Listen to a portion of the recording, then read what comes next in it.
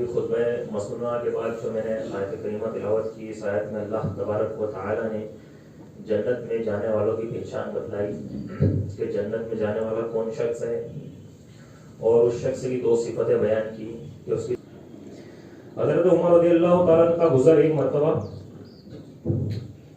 ایک راستے پر سے ہوا. انہوں نے دیکھا کہ ابو بکر صدیق رضی اللہ تعالیٰ نے تنہا کھڑے ہوئے اور وہ اپنی زبان کو پکڑ کر کھینچ رہے ہیں، مروڑ رہے ہیں. منفی صفت میں سے ایک صفت ہے اپنی تعریف سننا. ہم پھولے نہیں سماتے جب کوئی ہماری تعریف کرتا ہے، وہ کچھ دیر تک سوچتے بھی کہ ہاں، مطلب ایک انسان کی کوئی تعریف کرے کہ آپ تو بہت اچھا یہ کام کرتے ہو، اس وقت ایک انسان کو کیا ری ایکشن دینا چاہیے؟ تو کسی شاعر نے کہا کہ آگاہ اپنی موت سے کوئی بشر نہیں، آگاہ اپنی موت سے کوئی بشر نہیں، سامان ہے 100 برس کا لیکن پل کی بھی خبر نہیں.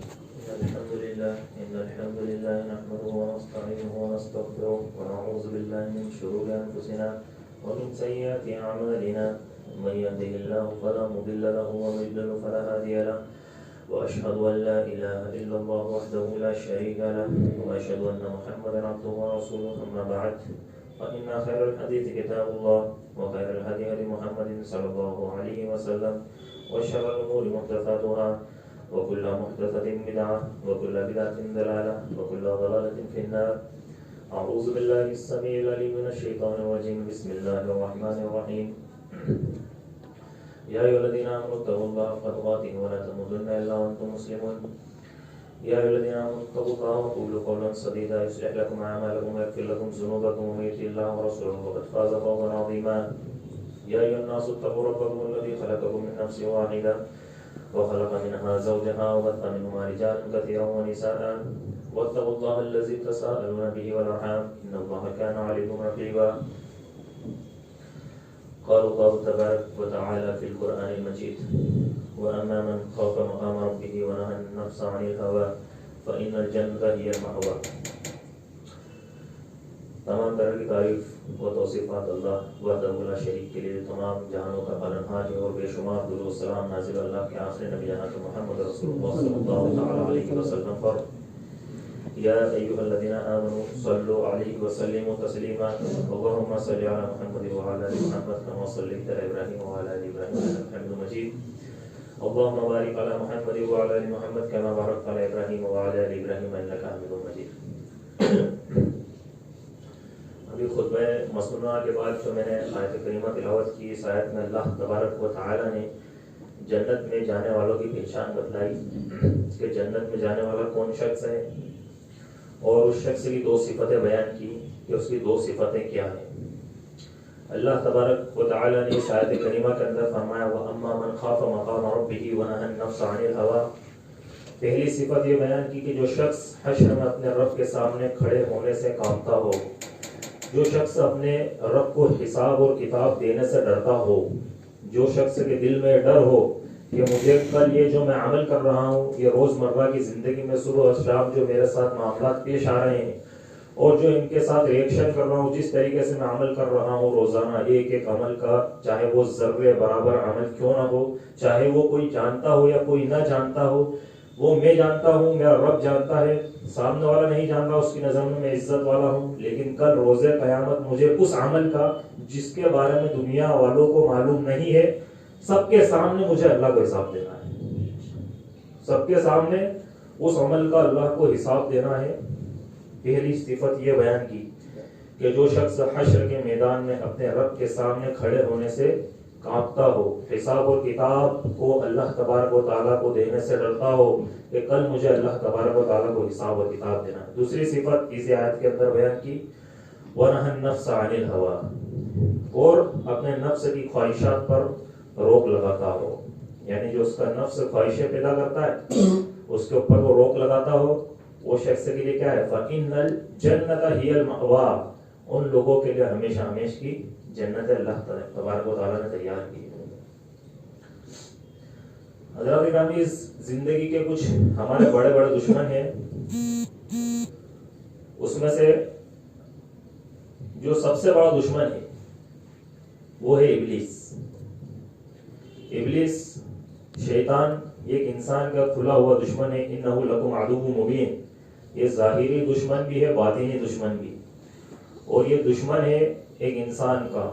دوسرا ہمارا اور آپ کا نفس، اللہ تبارک و تعالیٰ نے جو نفس ہمارے اندر ڈالا ہے یہ ہمارا ایک بہت بڑا دشمن ہے۔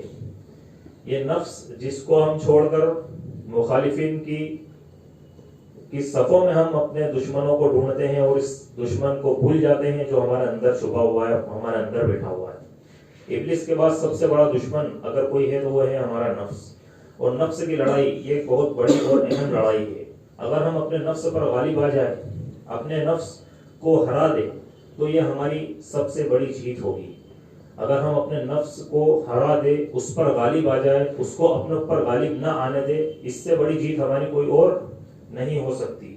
اور جو اپنے نفس سے شکست کھا جائے، جو اپنے نفس سے شکست کھا جائے، جو اپنے نفس سے جنگ ہار جائے، جو اپنے نفس کو کنٹرول نہ کر پائے، وہ دنیا کے 100 معرکوں پر بھی اگر فتح حاصل کر لے، وہ اگر دنیا کے 100 معرکوں 100 جنگوں پر بھی اگر فتح حاصل کر لے، شریعت کہتی ہے کہ یہ ساری فتوحات کا جو معاملہ چل رہا ہے یہ سارا کا سارا بیکار ہے، یہ کسی کام کا نہیں، کیونکہ اس شخص نے اپنے نفس امارہ کو نہیں مارا، اپنے نفس پر وہ قابو نہیں کر سکا، وہ جائے 100 جنگیں لڑ کر آ جائے، وہ جیتا ہوا ایک ہارا شخص ہے۔ ہماری اور آپ کی زندگی کا ایک بڑا مسئلہ نفس کی غلامی ہے۔ ہم اپنے مخالفین کی صفوں میں اپنے دشمنوں کو ڈھونڈتے ہیں، لیکن یہ بھول جاتے ہیں کہ ہمارا سب سے بڑا دشمن اگر کوئی ہے تو وہ ہے ہمارا نفس۔ عربی میں کہا جاتا ہے کہ اعداء عدوک بین جنبین، کہ تمہارا جو سب سے بڑا دشمن ہے وہ تمہارے دل کے اندر ہے، تمہارے اپنے اندر ہے، اور وہ ہے تمہارا نفس۔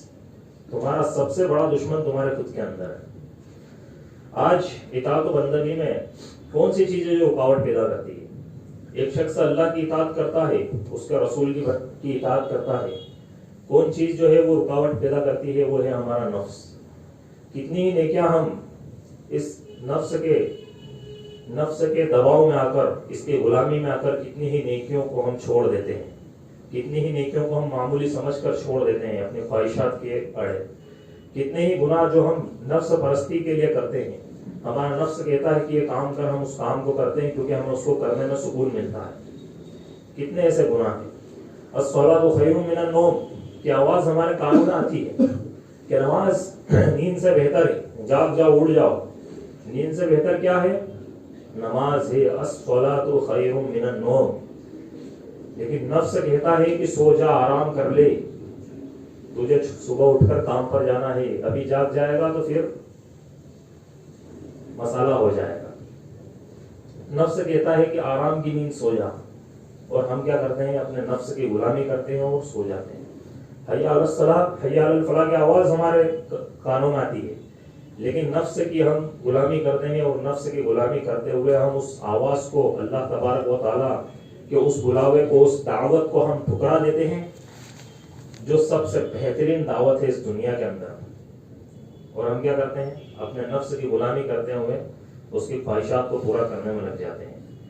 ہمارا کوئی مخالف ہے، ہمارا نفس اسے سلام کرنے سے روکتا ہے۔ شریعت مطہرہ اور تاریخ کے مطالعے سے پتہ چلتا ہے کہ اگر اللہ کے یہاں کامیاب ہونا چاہتے ہو تو خود زمین میں دفن ہونے سے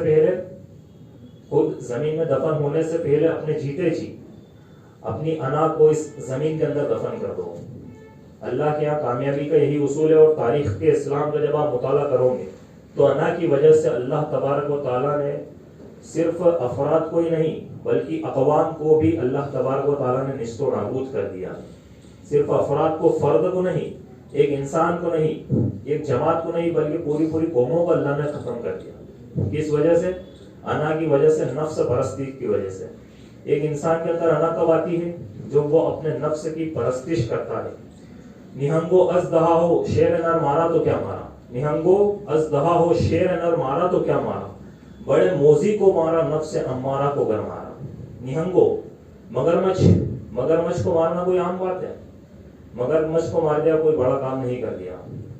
ازدہا کو مار دیا کوئی بڑا کام نہیں کر دیا۔ شیر نر کو مارا کوئی بڑا کام نہیں کر دیا۔ لیکن اگر نفس امارہ کو مار دیا تو یہ سب سے بڑے موذی کو آپ نے مار دیا. یہ ہے کامیابی کا معاملہ. ابلیس دربار الہی سے دھتکارا گیا تھا، جسے کبھی فرشتوں کی لسٹ کے اندر شامل کیا جاتا تھا اور اس کو فرشتوں کی صحبت میسر تھی. اللہ تبارک و تعالیٰ نے اسے جنت کا خزانچی بھی بنایا تھا اور اس طریقے سے کہیں اس کو عہدے اللہ نے اس ساتوں آسمانوں کے اندر اللہ تبارک و تعالیٰ نے اسے عطا کیے تھے. لیکن وہ ابلیس اور ملعون قرار پایا. کیوں؟ کیونکہ نفس پرستی اس نے کی. نفس پرستی کی وجہ سے وہ اللہ تبارک و تعالیٰ نے کہا اسجد لآدم کہ آدم کو سجدہ کرو. اس نے کیا کہا کہ انا خیر من کہ میں اس سے بہتر ہوں. تو نے مجھے آگ سے پیدا کیا اور اسے مٹی سے پیدا کیا. مٹی کا کام ہوتا ہے دب جانا، آگ کا کام ہوتا ہے اٹھنا. اٹھنے والا دبنے والے کو کیسے سجدہ کرے گا؟ میں سجدہ نہیں کروں گا، میں اس سے بہتر ہوں.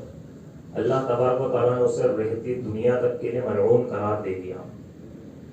وہ ابلیس ملعون قرار پایا. ابلیس کو ابلیس کیوں کہا گیا؟ اس کو اپنی انا کی وجہ سے، اپنی نفس پرستی کی وجہ سے ابلیس کو ابلیس قرار دیا گیا.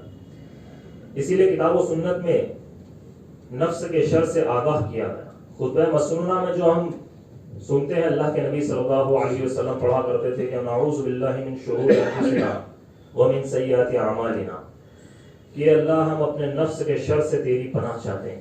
ہمارے نفس کا جو شر ہے ہم اس سے تیری پناہ چاہتے ہیں.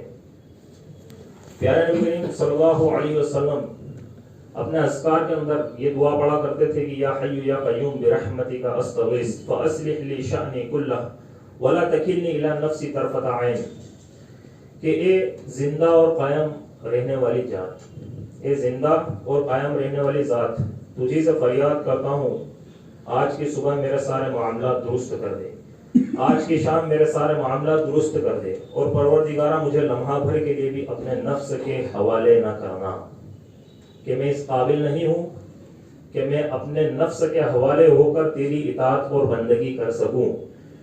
میں اپنے نفس کے حوالے ہو کر تجھے راضی کر سکوں. یہ میرا نفس ایسا ہے کہ مجھے خطاؤں پر ابھارتا ہے، گناہوں پر ابھارتا ہے.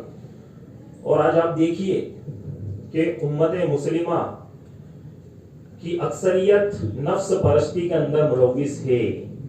نفس پرستی، ہماری تنہائیوں کو ہم دیکھیں، کوئی نہیں دیکھ رہا، چلو آؤ کلو مشکل حرام پہ عمل کر لیتے ہیں. ہر نشاور چیز حرام ہے لیکن ابھی تو کوئی نہیں دیکھ رہا، پڑیا کاٹی اور کھالی. ہوٹل پر گئے، بھائی 4 دوست بیٹھے، لاؤ لگاؤ. اور یہ عام بات ہے. صرف دعوے اور بڑی بڑی باتیں کرنے سے کچھ نہیں ہوتا، بلکہ اس نفس کو مارنا یہ سب سے بڑا اور سب سے افضل جہاد ہے. جب تک ہم اپنے نفس کے اندر کے موذی کو نہیں ماریں گے، یہ اگر ہمارے اوپر غالب ہے تو یہ خدائی کا دعویٰ کر رہا ہے، اور اس کا تذکرہ اللہ نے قرآن کے اندر کیا ہے، کیونکہ ہم اسی کے حکم پر چل رہے ہیں. اب چونکہ اللہ کے حکم پر چلنا تھا، اب کس کے حکم پر عمل کر رہے ہیں؟ نفس کے حکم پر عمل کر رہے ہیں. جو نفس بول رہا ہے تو گویا کی اطاعت اور بندگی کس کی ہو گئی؟ نعوذ باللہ نفس کی ہو گئی. تو اللہ کے نبی صلی اللہ علیہ وسلم نے دعا کیا کرتے تھے کہ مجھے لمحہ بھر کے لیے بھی اپنے نفس کے حوالے نہ کر. حضرت عمر رضی اللہ تعالیٰ نے کہا اپنے نفس کا محاسبہ کر لو اس سے پہلے کہ تمہارا حساب اور کتاب کیا جائے. تمہارا حساب کیا جائے اس سے پہلے بہتر یہ ہے کہ تم کر لو، کیونکہ وہ حساب اور کتاب کا منظر تم دیکھ نہیں پاؤ. حضرت عمر رضی اللہ تعالیٰ کا گزر ایک مرتبہ ایک راستے پر سے ہوا. انہوں نے دیکھا کہ ابو بکر صدیق رضی اللہ تعالیٰ نے تنہا کھڑے ہوئے اور وہ اپنی زبان کو پکڑ کر کھینچ رہے ہیں، مروڑ رہے ہیں. حضرت عمر نے پوچھا کہ ابو بکر صدیق رضی اللہ تعالیٰ کیا معاملہ ہے، آپ اپنی زبان کو کیوں کھینچ رہے ہیں؟ تو ابو بکر صدیق نے کہا کہ اسی زبان کے ذریعے میں کئی دفعہ ہلاکت کے قریب ہو چکا ہوں. اسی زبان کے ذریعے میں کئی دفعہ ہلاکت کے قریب ہو چکا ہوں. اللہ کے نبی صلی اللہ علیہ وسلم نے فرمایا کہ بندہ اپنی زبان سے ایک لفظ، ایک بات ایسی نکالتا ہے کہ وہ اللہ رب العالمین کو اتنی ناگوار گزرتی ہے اور اللہ اس کو اتنی ناپسند کرتا ہے. اللہ اس کو اتنی ناپسند کرتا ہے اس ایک بات کو کہ اس کے ذریعے اس کے تمام اعمال کو ضائع کر دیتا ہے. اور پھر فرمایا کہ بندہ اپنی زبان سے ایک ایسی بات نکالتا ہے جو اللہ کو اتنی پسند آتی کہ اس بات کی بدولت اللہ اس کے لیے جنت لکھ دیتا ہے.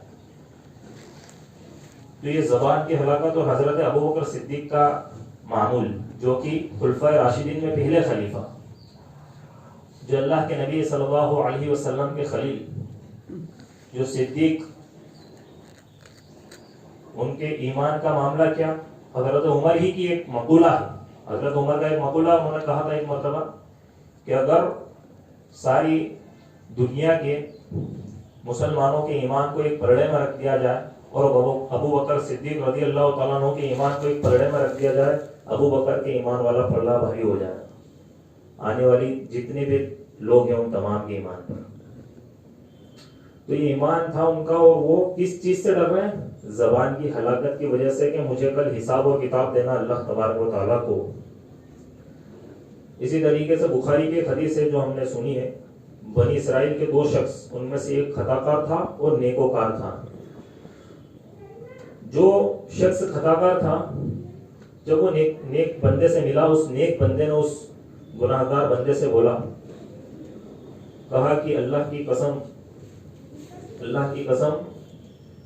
کہ اللہ جسے معاف کرے اسے کرے، لیکن اللہ تجھے معاف نہیں کرے گا۔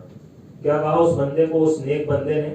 دیکھیں، نیکی ہونا یہ اچھی بات ہے، لیکن نیکی کے ساتھ تکبر ہونا، انا ہونا، گھمنڈ ہونا، اپنی نیکی پر بڑائی جتانا، اس کا اظہار کرنا کہ بھائی میں نیک ہوں، میں نماز پڑھتا ہوں، یہ ساری چیزیں کرنا۔ اس شخص نے اس بندے کو کیا بول دیا جو گناہگار تھا، کہ اللہ کی قسم اللہ جسے معاف کرے اسے کرے، لیکن تجھے معاف نہیں کرے گا۔ اللہ تبارک و تعالیٰ نے اس بندے سے جو نیکوکار تھا اس سے کہا، اللہ نے کہا کہ تو نے میری قسم کھائی اور تو نے کہا کہ اللہ جسے معاف کرے گا اسے کرے گا، تجھے نہیں کرے گا۔ جا میں نے اسے معاف کر دیا اور اس کے لیے جنت لکھ دی، اور تیری اس مقولے کی وجہ سے جو تو نے اپنی زبان سے نکالا ہے، میں نے اس بات کی وجہ سے تیرے تمام کے تمام نیکیاں، تیرے تمام کے تمام اعمال کو ضائع کر دیا اور تیرے لیے جہنم لکھ دی۔ تو یہ اللہ تبارک و تعالیٰ کی رحمت کاملہ۔ اور اس کے اندر دوسری بات جو ہمیں پتہ چلی وہ یہ کہ ایک انسان کی انا اور زبان سے نکلے ہوئے کچھ بول جو اللہ کو اگر سخت ناپسند ہونا تو اللہ تبارک و تعالیٰ کو، یہ بخاری کی حدیث ہے، یہ کس کی حدیث ہے؟ یہ بخاری کی حدیث ہے، صحیح حدیث ہے۔ اللہ تبارک و تعالیٰ اس کے تمام اعمال کو ضائع کر دیتا ہے۔ اس وقت انبیاء کرام تھے، نبی تھے، اور صحابہ کرام کے ساتھ بھی نبی تھے۔ وہ جیسے بڑے مسائل ہو جایا کرتے تھے، اللہ کے نبی صلی اللہ علیہ وسلم وحی کے ذریعے یا پھر تعلیمات کے ذریعے ان کا ازالہ کر دیا کرتے تھے، ان کی اصلاح۔ آج اگر ہم یہ بڑے گناہ کرتے ہیں، آج اگر ہم یہ اس طریقے کا بول زبان سے نکال دینا، اپنی زبان کو ہلاکت میں ڈال دینا، یہ بتائیے ہمارے پاس کیا پیمانہ ہے؟ ہمارے پاس کیا پیمانہ ہے کہ ہم نے کیا کر دیا، اور کیا معلوم ہمیں کہ ہمارے تمام اعمال کا کیا ہوا؟ کیا ایسا تو نہیں کہ ابھی تک جو ہم نے جتنے عمل کیے، اس زبان کے چھوٹا سا جو ٹکڑا ہے جس کی ضمانت پہ جنت کی ضمانت گارنٹی ہے، تو اس کی وجہ سے کہ ایسا تو نہیں کہ ہمارے اعمال ضائع ہو گئے؟ تو ایک انسان کی انا، ایک انسان کی نفس پرستی اس کو جنت سے دور کر دیتی ہے، اللہ تبارک و تعالیٰ سے دور کر دیتی ہے اور جہنم کے راستے پر چلا دیتی ہے۔ علی بن ابی طالب رضی اللہ تعالیٰ عنہ نے ایک مرتبہ کہا کہ اے دنیا جا کسی اور کو دھوکہ دے، میں نے تجھے طلاق بائن دے رکھا ہے، یعنی تو مجھے دھوکہ نہیں دے سکتی، میں تجھے پہچان چکا ہوں، یہ تیرے بس کی بات نہیں ہے کہ اب تو مجھے دھوکہ دے۔ حضرت علی رضی اللہ تعالیٰ عنہ نے یہ بات کی۔ اس لیے حضرت گرامی، اگر آپ نے اپنے نفس کا محاسبہ نہیں کیا تو جانتے ہیں کہ یہ نفس کہاں تک جائے گا اور یہ کہاں تک آپ کو لے جائے گا۔ یہ نفس جو ہے نا، انسان سب کچھ ہر چیز کا محاسبہ کر لیتا ہے، لیکن وہ جس کا کرنا اسی کا نہیں کرتا، اور شیطان نہیں چاہتا ہے کہ اسی کا محاسبہ نہ ہو۔ ایک انسان اسی عمل سے دور رہے، اور یہی مین عمل ہے، سب سے بنیادی عمل وہ یہ نا، وہ یہ ہے کہ انسان پہلے اپنے آپ کو ایک یا الذین آمنوا ادخلوا فی السلم کافہ پہ چلا دے کہ ایمان والو اپنے آپ کو اسلام کے اندر مکمل داخل کر دو۔ آپ نے اسلام کو بہت اچھے طریقے سے جان لیا، آپ نے حدیثوں کو، قرآن کو بہت اچھے طریقے سے سمجھ لیا، لیکن یہ گیٹ ہے جہاں سے اسلام یہاں سے شروع ہو رہا ہے اور آپ سارا سفر طے کر کے یہاں پر آ کر کھڑے ہوئے، تو کیا اس کو داخلہ مانا جائے گا کہ اگر آپ دروازے چوکھٹ ہی پر کھڑے ہو کر دم توڑ دیں؟ نہیں مانا جائے گا۔ اور وہی معمول ہے ہمارے ساتھ کہ یا ایھا الذین آمنوا ادخلوا فی السلم کافہ، کہ ایمان والو اپنے آپ کو مکمل طریقے سے اسلام کے اندر داخل کر دو۔ ولا تتخذوا خطوات الشیطان انہ لکم عدو مبین۔ اس کے آگے اللہ نے کیا فرمایا کہ شیطان کے نقش قدم پر نہ چلو، وہ تمہارا کھلم کھلا دشمن ہے۔ تو یہ نفس یہ ہمیں کہاں تک لے جائے گا؟ اگر اسے ڈھیل دے دی، اس کی تربیت نہیں کی، تو نفس وہ چیز ہے جو خدائی سے کم پر کبھی راضی نہیں ہوتا۔ نفس خدائی سے کم پر کبھی راضی نہیں ہوگا، اور یہ ایک دن آپ سے کہے گا کہ میں تیرا خدا ہوں۔ سورہ فرقان کے اندر اللہ تبارک و تعالیٰ نے اس کردار کا تذکرہ کیا ہو بہو۔ اللہ نے فرمایا افرأیت من اتخذ الہہ ہوا افانت تکون علیہ وکیلا، کہ پیغمبر صلی اللہ علیہ وسلم کہ آپ نے اس شخص کو دیکھا ہے جس نے اپنی خواہشات نفس کو خدا بنا رکھا ہے، جس نے اپنے خواہشات نفس کو خدا بنا رکھا ہے۔ آج آپ دیکھیے کہ یہ معمول کس قدر لوگ اپنے نفس کی پرستش کرتے ہیں۔ ہر معمول میں کوئی بھی کام کیوں نہ ہو، سب سے پہلے مقدم اگر کوئی شخص رکھتا نا تو گلی نکال کے بھاگتا دوڑتا اپنے نفس کی پیروی کرتا ہے، بھاگتا دوڑتا کرے گا، گرتے پڑتے کہ نفس، اور جہاں پہ اللہ اور اس کے رسول کی بات آئے گی وہاں پر پھر وہ گلیاں نکالنا شروع کر دے گا۔ قرآن و سنت اس مضمون میں ہماری تربیت کرتا ہے۔ قرآن کہتا ہے وَنَفْسٍ وَمَا سَوَّاهَا فَأَلْهَمَهَا فُجُورَهَا وَتَقْوَاهَا قَدْ أَفْلَحَ مَنْ زَكَّاهَا وَقَدْ خَابَ مَنْ دَسَّاهَا، کہ اللہ نے قسم کھائی ہے، کہا قسم ہے نفس کی اور اس کے بنانے کی، قسم ہے نفس کی اور اس کے بنانے کی، اس کے اندر نیکی اور برائی دونوں کی صلاحیت میں نے رکھی ہے۔ فَأَلْهَمَهَا فُجُورَهَا وَتَقْوَاهَا قَدْ أَفْلَحَ مَنْ زَكَّاهَا وَقَدْ خَابَ مَنْ دَسَّاهَا، جس نے اسے سوار لیا وہ کامیاب ہو گئے۔ قد افلح من زکا وقد خواب من دسا، اور جس نے اسے بگاڑ دیا وہ ناکام ہو گیا۔ تو اللہ تبارک و تعالیٰ نے نفس کے اندر دونوں صفتیں رکھی ہے، یہ نیکی پر بھی ابھارتا ہے اور برائی کی طرف بھی ابھارتا ہے۔ اگر اس پر ہمارا غلبہ نہیں رہا تو یہ ہمارے اوپر غالب آ کر ہمیں منفی کی طرف ابھار دے گا، اور اگر اس پر ہمارا غلبہ رہا، اگر یہ ہمارے کنٹرول میں ہے، پھر آپ بے فکر ہو جائیے، پھر یہ آپ کو منفی نہیں بلکہ مثبت کی طرف آپ کو ابھارے گا۔ منفی صفت میں سے ایک صفت ہے اپنی تعریف سننا۔ ہم پھولے نہیں سماتے جب کوئی ہماری تعریف کرتا ہے، وہ کچھ دیر تک سوچتے بھی کہ ہاں، مطلب ایک انسان کی کوئی تعریف کرے کہ آپ تو بہت اچھا یہ کام کرتے ہو، اس وقت ایک انسان کو کیا ری ایکشن دینا چاہیے؟ شریعت نے تعریف سننے کے اس مزاج کو ناپسند کیا ہے کہ تعریف کرنی ہے تو پیٹھ پیچھے کرو، اور اگر کوئی منہ پر تعریف کرتا ہے تو کہا کہ اس کے منہ پر مٹی جھونک دو، اس کو منہ پر ہی منع کرو، کیونکہ یہ ایک انسان کو غفلت کی طرف لے کر جاتا ہے، ایک انسان کو غافل کرتا ہے، اور اس عمل کے اندر بھی شیطان کا اس کے اندر انکلوڈ ہوتا ہے۔ لیکن بندہ اگر تھوڑا سا چکا تو شیطان تو ہے ہی اس چیز کے لیے کہ چکنا ہی چاہیے، اور بار بار تو ہم چکتے ہیں، ہم کہاں پر نہیں چکتے، ہم ہر جگہ چک جاتے ہیں، اور شیطان کامیاب ہو کر خوش ہو کر چلا جاتا ہے کہ بھائی ٹھیک ہے اپنا کام کر دیا، چاہے وہ کسی بھی معاملے میں ہو، چاہے غصے کے معاملے میں ہو۔ تو تعریف اگر کوئی کر رہا ہے تو اس کو منع کیجیے منہ پر۔ سلف کے بارے میں آتا ہے، اگر آپ منع نہیں کرتے تو سلف صالحین کے اس طریقے پر عمل کیجیے کہ کوئی ان کے منہ پر جب تعریف کر دیتا تو فوراً اللہ کی طرف رجوع کرتے ہیں اور پڑھتے کہ اللہم اجعلنی خیرا مما یظنون واغفر لی ما لا یعلمون ولا تؤاخذنی بما یقولون، کہ اللہ یہ بندہ میری تعریف کر رہا ہے، یہ جیسا مجھے سمجھ رہا ہے صحیح معنوں میں مجھے اس سے بہتر بنا دے، صحیح معنوں میں مجھے اس سے بہتر بنا دے، اور میری جن کمزوریوں کو یہ نہیں جانتا انہیں تو معاف کر دے، جن باتوں کو یہ اس کو معلوم نہیں ہے، جو باتیں میری جو کمزوریاں ہیں تو انہیں معاف کر دے، اور کل روز قیامت اس تعریف کی وجہ سے میری گرفت نہ کرنا، میری پکڑ نہ کرنا۔ اگر اس نے تعریف کر دی، کچھ میرے اندر اس تعریف کی وجہ سے تھوڑی سی انا یا تھوڑا سا غرور آ گیا، اللہ تجھ سے معاف کر دینا، اور کل روزے قیامت اس پر میری پکڑ نہ کرنا۔ کتنا بہترین طریقہ تھا اسلاف کا، گناہوں سے بچ بھی گئے، اللہ تبارک و تعالیٰ سے مغفرت بھی کر لی، اور جب دعا کری تو اس کی نیکیاں بھی کما لی۔ تو یہ طریقہ ہونا چاہیے ہمارا۔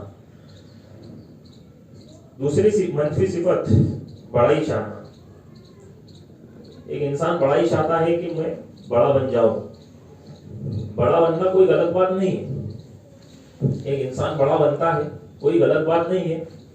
اللہ کے نبی جناب محمد رسول اللہ صلی اللہ علیہ وسلم کے تعلق سے اللہ نے قرآن مجید کے اندر کہا کہ وَرَفَعْنَا لَكَ ذِكْرَكَ، کہ ہم نے آپ کے ذکر کو قیامت تک کے لیے بلند کر دیا۔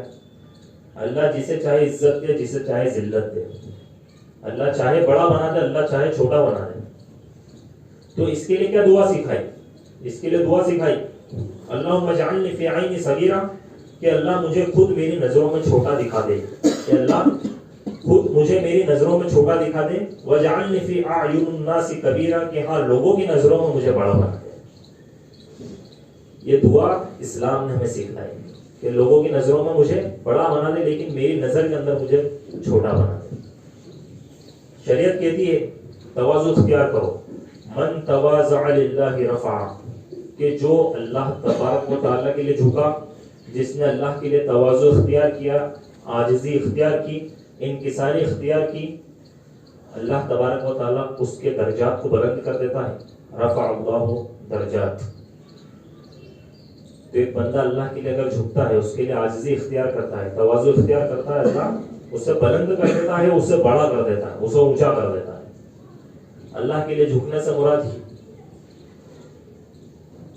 کہ کوئی شخص ہم سے سلام نہیں کرتا، اب ہم بھی اس سے سلام نہیں کریں گے، تو ظاہر سی بات ہے کہ وہ انا آپ کے اندر مکمل طور پر جو اس کے اندر موجود ہے وہ آپ کے اندر بھی ہے، یعنی اب وہ سلام نہیں کر رہا تو آپ بھی نہیں کر رہے ہو، گویا کہ آپ کے اندر تواضع نہیں ہے، گویا کہ آپ خود کی نظر میں بڑے ہیں، گویا کہ آپ اپنے آپ کو اپنی خود کی نظر میں بڑا سمجھ رہے ہیں کہ میں ایک بہت بڑا انسان ہوں، اور اس کے اندر کتنے سارے گناہ آ گئے۔ انا ایک انسان کے اندر اس کے تعلق سے آ گئی، تو آپ جو ہے اس سے سلام کریں، اپنے نفس کو دبائیں، اس کو کچلیں، اس پر غالب آئیں، اور اس شخص سے سلام کریں جو آپ سے سلام نہیں کر رہا۔ اگر غصہ آ گیا بدلہ لے سکتے ہیں، لیکن اللہ کے لیے چھوڑ دیں۔ اگر کسی نے آپ کا کچھ نقصان کر دیا، آپ اس سے جو ہے بدلہ لے سکتے ہیں، شریعت آپ کو اجازت دیتی ہے، لیکن اسے معاف کر دیں۔ کسی نے آپ کو مارا، ظلم کیا، اس کو معاف کر دیں۔ تو یہ تواضع ہے اللہ تبارک و تعالیٰ کے لیے، انکساری اختیار کرنا، جھکنا۔ رشتہ داریوں کے اندر کئی سالوں سے بات نہیں ہو رہی، کچھ مسئلے اختلاف ہو گئے تھے جس کی وجہ سے نہیں ہو رہی، اب ہم آگے رہ کے اگر بات کر لیتے ہیں، جھک جاتے ہیں، سلام کر لیتے ہیں، دعا کر لیتے ہیں، گلے مل لیتے ہیں، تو یہ اللہ تبارک و تعالیٰ کے لیے ہم نے عاجزی اختیار کی، اس کے لیے تواضع اختیار کیا۔ اللہ تبارک و تعالیٰ کی کا وعدہ ہے اور گارنٹی ہے، اللہ کا وعدہ 100% کیا ہے؟ گارنٹی ہے۔ اللہ تبارک و تعالیٰ کبھی اس کے کلمات کبھی بدلہ نہیں کرتے، اس کے جو فیصلے ہیں وہ بدلہ نہیں کرتے۔ اللہ نے کہا من تواضع للہ رفعہ، کہ جو اللہ کے لیے تواضع اختیار کرتا ہے اللہ تبارک و تعالیٰ اسے بلند کر دیتا ہے۔ تیسری منفی صفت جو ہے وہ ہے حرص و ہوس اور لالچ، جو ایک نفس کو انسان کے بگاڑ کر رکھ دیتی ہے۔ حرص و ہوس اور لالچ یہ ایک انسان کے نفس کو ختم کر کے رکھ دیتی ہے۔ لفظ تکاسل، جس کا اللہ تبارک و تعالیٰ نے قرآن مجید کے اندر تذکرہ کیا کہ زیادہ چاہیے، الہاکم التکاثر، کہ انسان کو اور چاہیے کی طلب نے اللہ تبارک و تعالیٰ سے، قبر سے اور اللہ کے نبی جناب محمد رسول اللہ صلی اللہ علیہ وسلم سے غافل کر دیا۔ الہاکم التکاثر، انسان کو اور کی طلب نے غافل کر دیا۔ اور ایک ہی نعرہ ایک انسان ہمیشہ لگاتا ہے، حل من مزید، اور چاہیے، ادھر سے بھی چاہیے، ادھر سے بھی چاہیے، بس اس کو چاہیے ہی چاہیے۔ ایک انسان صرف یہی نعرہ لگاتا رہتا ہے۔ نبی کریم صلی اللہ علیہ وسلم نے فرمایا لو کان علی ابن آدم وادیان من ذهب لابتغى ثالثا ولا يملأ جوف ابن آدم الا التراب لو كان علی ابن آدم وادیان من ذهب، کہ اگر ایک انسان کو سونے کی 2 وادیاں دے دی جائیں، وادی پہاڑ نہیں بلکہ پوری کی پوری وادیاں، سونے کی 2 وادیاں ایک انسان کو اگر دے دی جائے اور اس کا رجسٹریشن کرا دیا جائے کہ بھائی یہ وادی سونے کی آپ کی ہے، اب آپ بے فکر ہو کر گھر میں بیٹھ جاؤ. تو لبتغا ثالثہ، وہ تیسرے کی تلاش میں نکلے گا کہ تیسری بھی میرا نام کرا لوں. وہ تیسرے کی تلاش میں نکلے گا. ایک انسان کا لالچ، ایک انسان کا حرص ہے جو اللہ کے نبی صلی اللہ علیہ وسلم نے بیان کیا کہ اگر سونے کی 2 وادیاں دے دی جائیں وہ تیسرے کی تلاش میں نکلے گا. پھر آگے اس کا علاج بتایا کہ اس کا علاج کیا ہے. اس کا علاج بھی وَلَا يَمْلَأُ جَوْفَ ابْنِ آدَمَ إِلَّا التُّرَابُ، کہ انسان کے پیٹ کو سوائے قبر کے مٹی کے اور کوئی چیز نہیں بھر سکتی. قبر کی مٹی ایک انسان کا پیٹ پورا بھر دیتی ہے، اس کے بعد اس کو کسی چیز کی طلب نہیں ہوتی. تو یہ ایک انسان کا حرص ہے جس کے اندر وہ زندگی بھر گوتے لگاتا رہتا ہے. کبھی مال کے اندر لگاتا ہے، کبھی فقر و فاقے میں لگاتا ہے، لیکن اس کی طلب یہی ہوتی ہے کہ مجھے اور چاہیے اور چاہیے. اور ایک انسان رخصت ہو جاتا ہے، پھر قبر کی مٹی اس کے پیٹ کو بھر دیتی ہے. تو کسی شاعر نے کہا کہ آگاہ اپنی موت سے کوئی بشر نہیں، آگاہ اپنی موت سے کوئی بشر نہیں، سامان ہے 100 برس کا لیکن پل کی بھی خبر نہیں. شریعت کہتی ہے کہ مال کی کثرت اصل دولت نہیں، بلکہ الغنا غنى النفس، کہ نفس کی بے نیازی یہ اصل دولت ہے. ایک انسان نفس سے بے نیاز ہو. اللہ کے نبی صلی اللہ علیہ وسلم نے فرمایا کامیاب ہو گیا وہ شخص جس کو اسلام مل گیا، جس کو اسلام مل گیا اور اسلام کے بعد رزق کفاف مل گیا. یعنی ایسا رزق اس کو مل گیا کہ جو کماتا ہے اور کھا لیتا ہے اور وہ برابر ہو جاتا ہے. تو یہ رزق جس کو مل گیا، رزق کفاف جس کو مل گیا، وہ شخص کیا ہو گیا؟ کامیاب ہو گیا. چوتھی منفی صفت اور آخری بات رکھ کے اپنے بات کو ختم کروں گا. غصہ ہر انسان کو آتا ہے. امام شافعی فرماتے ہیں کہ جسے کبھی غصہ نہ آئے وہ شخص گدھا ہے. جسے کبھی غصہ نہ آئے وہ شخص کیا ہے؟ وہ شخص گدھا ہے. اور غصہ آنا غلط نہیں ہے، لیکن غصے کا اظہار کرنا غلط بات ہے. غصے کا اظہار کرنا غلط بات ہے، کیونکہ جس شخص کو کبھی غصہ ہی نہ آئے وہ اچھے اور برے پر کبھی ریئیکشن نہیں کرے گا. وہ کسی کے ساتھ غلط ہو رہا ہے وہ ہونے دو، کوئی شرک کر رہا ہے ہونے دو، کوئی بدعت کر رہا ہے ہونے دو، کوئی کسی کے ساتھ ظلم کر رہا ہے ہونے دو، اس کو کوئی فرق نہیں پڑتا. لیکن ایک شخص کو دراصل اگر غصہ آتا ہے تو وہی شخص ایک انسان ہے، بلکہ اس کے علاوہ جس کو غصہ نہیں آتا وہ شخص کیا ہے؟ امام شافعی رحمۃ اللہ علیہ نے فرمایا کہ وہ شخص گدھا ہے اور اس کا اظہار کرنا غلط بات ہے. مطلب اگر آپ کو غصہ آ گیا اور آپ نے کیا کرا؟ سامنے والے کو گالی بک دی، اس کو گالی بک دی، اور پھر کسی نے پوچھا بھائی گالی کیوں بکی؟ بھائی غصہ آ گیا تو بک دی. غصہ آ گیا آپ نے اس کو پکڑ کر دھو دیا. بھائی کیوں مارا؟ بھائی غصہ آ گیا تو مار دیا. غصہ آ گیا تو بھائی کسی کو گولی مار دی. بھائی کیوں مار دی؟ بھائی غصہ آ گیا تو مار دی. تو یہ اظہار غلط ہے، غصہ آنا غلط نہیں. تو یہ کانسیپٹ ہمیں سمجھنا چاہیے. اور شریعت کی نظر میں اگر آپ کو اپنے غصے کو کنٹرول کرنا آ گیا تو دنیا کے آپ سب سے بڑے پہلوان ہیں، اور گاما پہلوان سے بھی بڑے پہلوان ہیں. آپ صلی اللہ علیہ وسلم نے فرمایا بہادر وہ نہیں جو کشتی میں سامنے والے کو پچھاڑ دے، بلکہ بہادر وہ شخص ہے جو غصے کو قابو کر لے.